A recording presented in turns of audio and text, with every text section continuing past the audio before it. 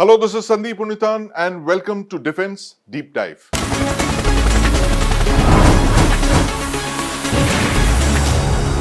A report prepared by a Swiss think tank says the Indian Air Force had achieved air superiority over Pakistan during Operation Sindoor, forcing Islamabad to call for a ceasefire. But the report also mentions two larger vulnerabilities which would make it extremely difficult for the PAF to challenge the IAF.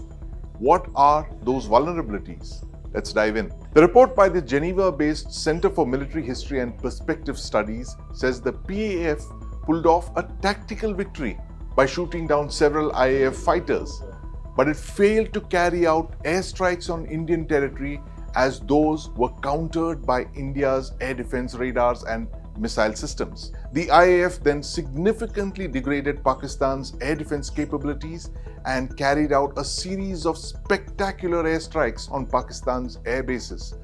Thus, by achieving clear air superiority, India forced Pakistan to request a ceasefire. Now, can the Pakistan Air Force challenge the Indian Air Force? The report says the PAF is constrained by two major factors: geography and economy. The first, what's known as the revenge of geography. Pakistan lacks strategic depth. Of course, its generals have always known that. It's only 1,000 kilometers wide. That's less than the distance between Delhi and Mumbai. Now, that's not all. A majority of Pakistan's 20 major air bases are in and around the Punjab province. Punjab has something like 6 to 7 major PAF air bases. All of them are close to the border with India. Now, all of these air bases are within easy reach of the Indian Air Force's tactical aviation and its air-to-ground weapons. Now, the IAF can attack these bases with BrahMos missiles without crossing the international border.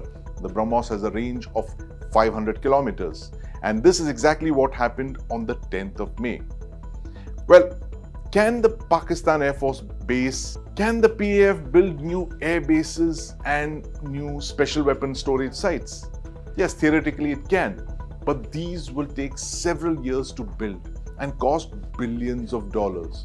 Now, this is money Pakistan doesn't have, because the second and more critical vulnerability the report outlines is the chronic morass that plagues Pakistan's economy. Pakistan's economy has a debt of $130 billion. Now, this external debt is over 300% of its exports, which means Pakistan relies on the IMF, China, Saudi Arabia, and the UAE for economic survival.